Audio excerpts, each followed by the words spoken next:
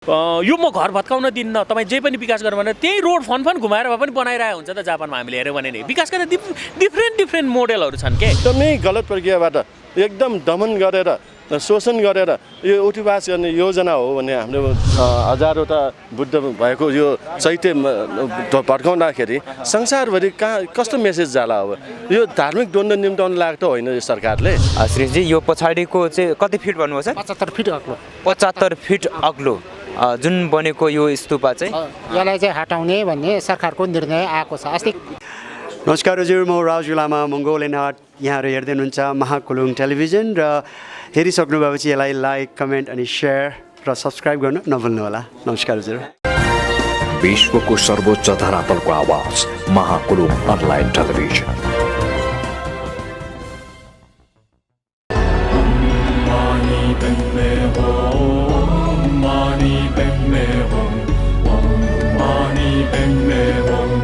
हजुर प्रिय दर्शक महानुभावहरू, यतिखेर विशेष गरेर यो स्वयम्भू विश्व सम्पदा क्षेत्र बचाउ अभियानका संयोजकज्यू हामीसँग जोडिनु भएको छ। आचार्य नुर्बु शेर्पाज्यू हुनुहुन्छ। स्वागत छ सर। धन्यवाद महाकुलुङ टेलिभिजनलाई। विशेष गरेर आज यहाँनिर एउटा पत्रकार सम्मेलन भइरहेको छ भव्यताका साथ। के छ यहाँको माग चाहिँ? विशेष गरी यो प्रेस मिट हुनको कारण उद्देश्य के हो? अहिले यो विश्व सम्पदा सूचीमा परेको चाहिँ यो स्वयम्भू परिसरभित्र चाहिँ करिब 20 वर्ष जति अगाडि बौद्धको सांस्कृतिक सम्पदा झल्किने गरेर जुन तपाईँले अहिले यो ब्याकग्राउन्डमा देखिरहनु भएको छ 75 फिट अग्लो विशाल 1000वटा बुद्धको मूर्तिसहित बोधि चैत्य स्थापना भएको छ। र अहिले आएर चाहिँ सडकले यो कलङ्कीदेखि यो चाबेलसम्मको सडक विस्तारको क्रममा चाहिँ यो बोधि चैत्यलाई पनि हटाउने भन्ने सरकारको निर्णय आएको छ। यो 75 फिट अग्लो यो एउटा यो र यो सँगसँगै यो अगाडिको अलिकति जुम गरेर देखाइदिनु होला हाम्रो क्यामेरा पर्सन सिजन श्रीजी। यो पछाडिको चाहिँ कति फिट भन्नुभयो सर? 75 फिट अग्लो। 75 फिट अग्लो जुन बनेको यो स्तूपा चाहिँ यसलाई चाहिँ हटाउने भन्ने सरकारको निर्णय आएको छ। अस्ति कार्तिक मसान्तभित्र नै हटाइसक्ने भन्ने सरकारको निर्णय आएको सञ्चार माध्यमबाट हामीलाई जानकारी भयो।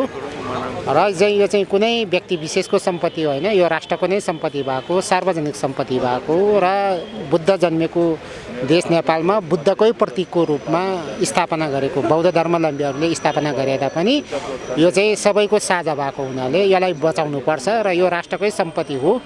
र चाहिँ अहिले निर्णय गर्ने सरकारको निकायमा बस्ने प्रमुख व्यक्तिहरूलाई पनि यसको महत्त्व थाहा नभएको हुनसक्छ र यसको महत्त्वको बारेमा उहाँहरूले जानकारी दिएर र यो पत्रकार सम्मेलन मार्फत चाहिँ जानकारी दिने र सम्बन्धित निकायमा गएर हामी ज्ञापन पत्र पनि बुझाउँदै यसको महत्त्वको बारेमा बुझाउँदै विकासको गति पनि अवरुद्ध नहुने र यो चाहिँ के अरे बोधि चैत्य पनि बच्ने हिसाबले चाहिँ हामी कसै सरकारको विरुद्धी पनि होइन, हामी कोही पक्ष र विपक्ष पनि होइन, हाम्रो यो सार्वजनिक सामूहिक सम्पदालाई बचाउँ भनेर चाहिँ आजको यो पत्रकार सम्मेलनको आयोजना गरेको। यसको मुख्य उद्देश्य चाहिँ के छ? विशेष गरी यसको जस्तो यो स्तूपा र अरू स्तूपामा के भिन्न छ? होइन, स्तूपा त अब अरू स्तूपा र यो स्तूपा भने खालि समयको कालक्रमले भिन्नता हो। हाम्रो बौद्ध धर्ममा विशेष गरेर 8 खालका बोधि स्तूपाहरू छन्। अहिले यो चाहिँ बुद्धत्व प्राप्त गरेको प्रतीकको रूपमा बनाएको स्तूपा हो। कालक्रमले फरक हो, नत्र भने त अरू स्तूपमा यो स्तूपमा चाहिँ के अरे अब परम्परागत रूपले यहाँ शाक्यमुनि बुद्धसँग जोडिएर चाहिँ 8 प्रकारको बोधि चैत्यहरू बनाउने चाहिँ प्रचलन रहेको छ। खासै त्यस्तो भिन्नता देखिँदैन। यहाँहरूको माग के छ?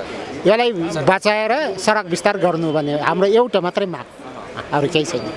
पछाडि यसलाई चाहिँ जसो भयो यसलाई बचाएर अनि वैकल्पिक उपाय अपनाएर चाहिँ सडक विस्तार गर्नुहोस् भन्ने सरकारसँग हाम्रो त्यो मात्रै माग हो, अरू कुनै माग छैन। फेरि अब निजी सम्पत्तिहरू पनि पक्कै पनि काठमाडौँको सडक विस्तारको क्रममा होइन ठुल्ठुला बिल्डिङहरू पनि भत्किएका छन् होइन। र यो एउटा चाहिँ सामुदायिक सम्पत्ति, एउटा चाहिँ विशेष गरेर एउटा टुरिज्मको हिसाबले पनि अत्यन्तै आकर्षकीय क्षेत्र स्वयम्भू होइन। यो हिसाबले चाहिँ सरकारले यो साँच्चीकै बचाइदिन्छ भन्ने तपाईँलाई आशा छ के छ? होइन, व्यक्तिगत निजी घर र अन्य घर जस्तो चाहिँ यो जुनसुकै पनि धर्मावलम्बीहरूको सांस्कृतिक सम्पदाहरू चाहिँ व्यक्तिगत घर अथवा चाहिँ अन्य चाहिँ त्यो मल्टी कम्प्लेक्सहरू जस्तो चाहिँ हामीले विचार गर्नु हुँदैन। यो धार्मिक त्यो बुद्धको मात्रै नभएर जुनसुकै धर्मावलम्बीहरूको पनि हामीले अन्तर्राष्ट्रिय प्रचलन अनुसार पनि देखेको छौँ र धेरै ठाउँमा सडक विस्तारहरू गर्दा अन्य भौतिक विकासहरू गर्दा त्यो धार्मिक सम्पदाहरूले चाहिँ बचाएर नै त्यो चाहिँ विकास गरेको हामीले देखेछौँ। त्यसो भएको हुँदा सामान्यतः अब यो धार्मिक आस्थाकै कारणले राष्ट्रिय अन्तर्राष्ट्रिय क्षेत्रको मान्छेहरू चाहिँ नेपालमा भ्रमण गर्न आउने हो र मलाई चाहिँ यो बत्किँदैन, यो जोगाएर नै सडक विस्तार हुन्छ भन्नेमा चाहिँ म ढुक्क छु, विश्वास छु। सरकारले यहाँहरूको माग सुनवाई गर्नु सुन्छ। उहाँहरूलाई यो स्पष्ट नभएको हुनसक्छ, यसको विषयमा राम्रो जानकार नभएको हुनसक्छ। हामी चाहिँ सम्बन्धित निकायमा यसको महत्त्वको बारेमा यसको विषयमा उहाँहरूलाई चाहिँ बुझाउँछौँ र यो जोगिन्छ। यो जोगेरै सडक विस्तार पनि हुन्छ। यहाँ विकल्पै नभएको होइन, उत्तरपट्टि अलिकति सडक च्याप्दाखेरि उहाँहरूको नाप पुग्छ भन्ने चाहिँ हामीलाई चाहिँ विश्वास छ। हस्, थ्याङ्क यू सो मच। धन्यवाद। सुमन साइमेज्यू यतिखेर हामी माझ जोडिनु भएको छ। सुमन सर, स्वागत छ हजुरलाई। धन्यवाद। विशेष गरेर यो प्रेस मिटको मुख्य उद्देश्य के हो सर? मुख्य उद्देश्य भनेको यो विश्व सम्पदामा परेको यो स्वयम्भू को जुन यो बुद्ध पार्क छ, त्यो बुद्ध पार्कको यो जुन अब सडक विस्तारको नाममा चाहिँ अतिक्रमण गर्न लागेको विरुद्धमा हामीले त्यो प्रेस मिट गरेको हो। सरकारद्वारा चाहिँ अतिक्रमण यो सरकारद्वारा नै भयो यो, किनकि यो एउटा धार्मिक आस्थासँग जोडेको। अब यो सरकारले फेरि यो मिडियामा कस्तो अफवाह फैलाइरहेछ भने यो सम्पदा होइन भने, यो 100 वर्ष भएको छैन भने, यो सम्पदा होइन हो, यो विश्व सम्पदा हो। यो विश्व सम्पदाको सीमा मिच्न पाइन्छ? विश्व सम्पदा सूचीमा चाहिँ विश्वको सम्पत्ति हो नि त। त्यही भएको कारणले यो बुद्ध मार्गीहरूसँग जोडिएको ठाउँमा चाहिँ अब यदि डोजर चलेको अवस्थामा यो जुन हजारवटा बुद्ध भएको यो चैत्य भड्काउँदाखेरि संसारभरि कहाँ कस्तो मेसेज जाला? अब यो धार्मिक द्वन्द्व निम्ताउन लाग्दो होइन यो सरकारले। यो पक्कै पनि यो पछाडिको होइन, पछाडिको हेर्नुहोस्, यहाँ चैत्य यत्रो ठुलो छ, माने छ होइन। अब यो के पहिल्यै लगाउनु नपर्ने हो होइन? पर्मिसन दिन पनि उहाँहरूले नै हो। अहिले आएर चाहिँ यो भड्काउने भनेको यो हाम्रो बौद्ध मार्गीहरूको धार्मिक आस्थामाथि खेलवाड गर्न लाग्यो। अनि त्यसमा त्यो मात्र होइन, यो 3 करोडको दायित्व पनि हो, किनकि यो संसारको सम्पत्ति हो, नेपालको पहिचान दिइरहेछ। त्यो पहिचान मास्न लागेपछि आम नागरिकले यो बचाउनु पर्छ कि पर्दैन?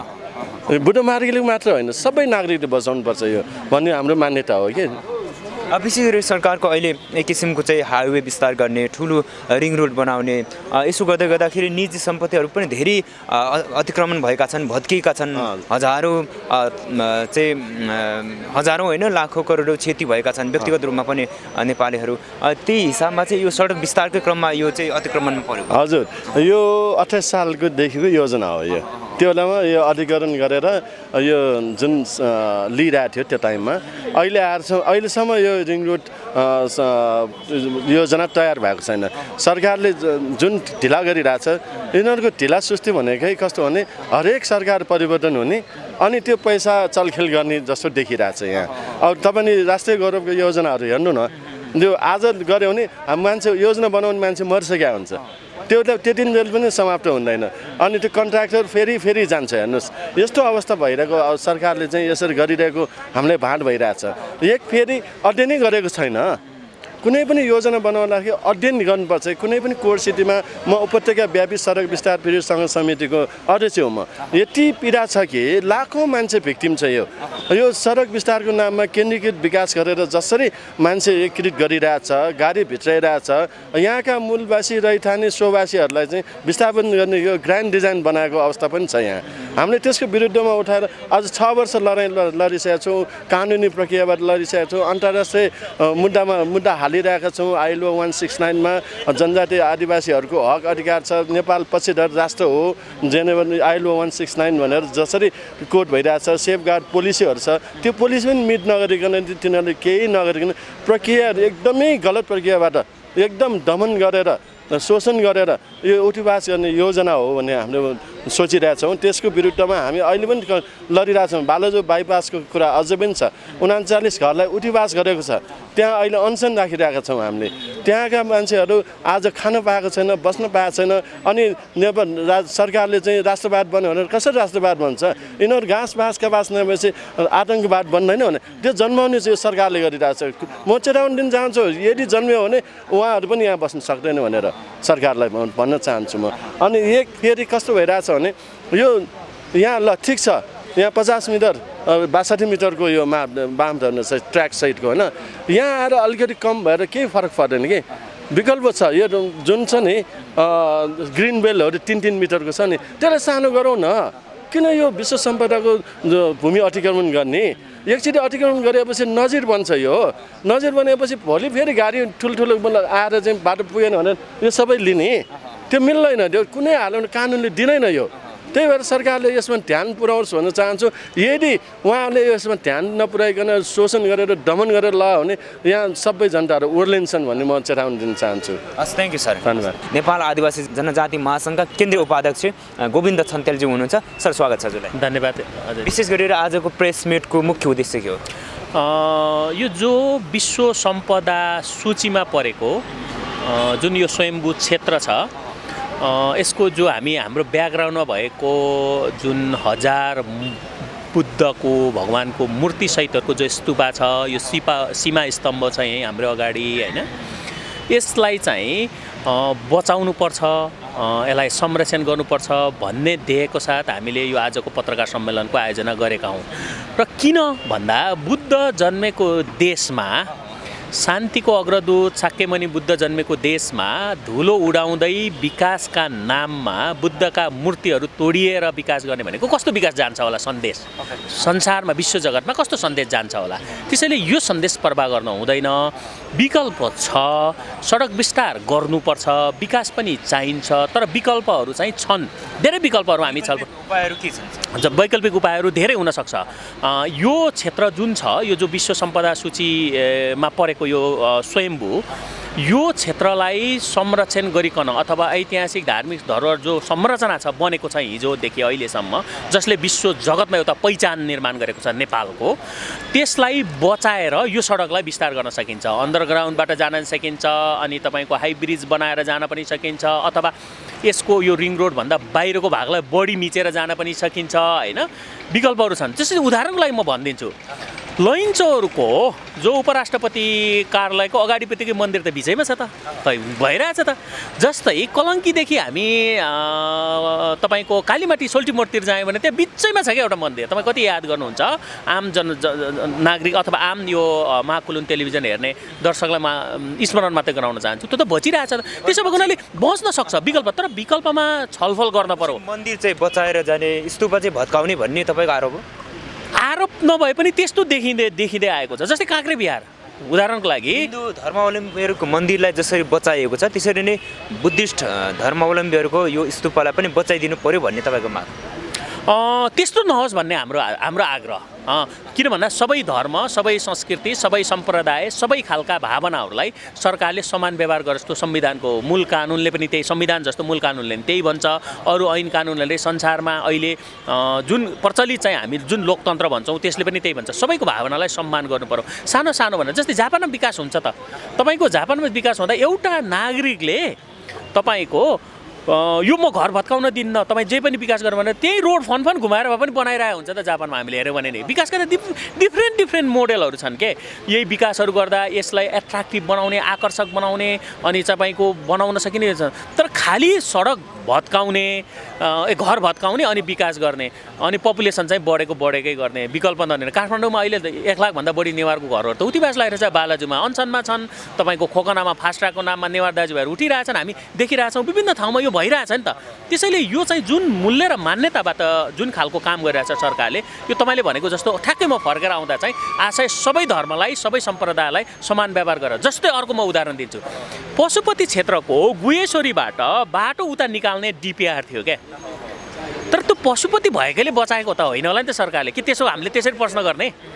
गुहेश्वरीमा जहाँनिर चाहिँ तपाईँको त्यो डिपिआर डिटेल प्रोजेक्ट थियो त्यहाँ छोटो पनि हुन्थ्यो बाटो तर विश्व सम्पदा क्षेत्रमा बस्छ तर त्यहाँ त यस्तो ऐतिहासिक तपाईँको संरचना पनि थिएन जङ्गल थियो गुहेश्वरीबाट जङ्गलको बाटो उता निस्किने थियो जो कि छोटो बाटो किन गौशालामा जाम तपाईँको चाबिलमा जामलाई उताबाट आउने बाटो तपाईँको कोटेश्वरतिरबाट आउनेहरूलाई त्यहीबाट पास आउट गरेर उता बौद्धतिर निस्किन सकिन्थ्यो नि त होइन तर त्यो चाहिँ बचायो क्या टेन्डर हालेर पनि विथड्र भएको छ त्यसैले हाम्रो आग्रह के हो भन्दा हरेक कुराहरूलाई बचाएर पनि विकास गर्न सकिन्छ होइन यहाँ हामीले त बार भन्ने गरिरहेछौँ आदिवासी नेपालको आदिवासी समुदायले अथवा हामी जो यो सम्पदा प्रेमीहरूले हामीले बार भनिरहेछौँ यहाँ कुनै अनुहार अहिलेका प्रधानमन्त्री खड्गप्रसाद शर्मा ओली अथवा राष्ट्रपति विद्यादेवी भण्डारीको अनुहार हेर्न चाहिँ टुरिस्ट आउने होइन संस्कृति र प्रकृति हेर्न आउने हो त्यसो भएकोले त्यो संस्कृतिलाई बचाउने हो हामीले सबै मिलेर यहाँले भन्नुभयो जस्तो ठाउँ ठाउँमा धेरै आम नागरिकहरू अनसनमा बसिरहेका छन् भन्नुभयो यहाँले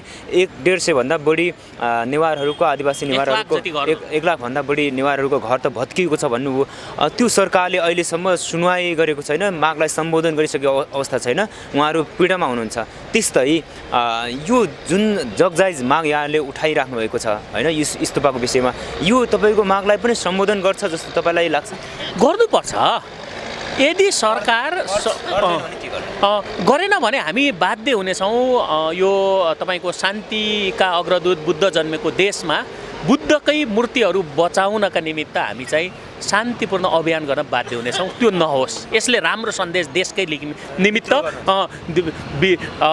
निमित्त यसले तपाईँको राम्रो सन्देश प्रवाह गर्दैन हाम्रो आग्रह छ बुद्ध जन्मेको देशमा बुद्धकै मूर्तिहरू नतोडियोस् विकल्पका साथ विकासहरू गरौँ विकल्पको साथ सडकलाई विस्तार गरौँ विकल्पको साथ छलफल गरेर कुन उपयुक्त माध्यम हुनसक्छ उपयुक्त बाटो हुनसक्छ भनेर चाहिँ हामीले बाटो अवलम्बन गरौँ होइन भने त नागरिक बाध्य भएर एउटा शान्ति प्रेमी नागरिकहरू पनि शान्तिपूर्ण ढङ्गले त्यसको चाहिँ विरोध गर्नुभन्दा हामीसँग विकल्प हुने छैन तर त्यो परिस्थिति सरकार सम्बन्धित निकाय सम्बन्धित संयन्त्रले चाहिँ त्यो परिस्थिति निर्माण नगरिदियोस् हाम्रो आग्रह चाहिँ त्यो हो हस् thank you so much sir यहाँको समय र समाजको लागि धेरै धेरै धन्यवाद अजयजी र महाकुलुङ टेलिभिजनलाई पनि नमस्ते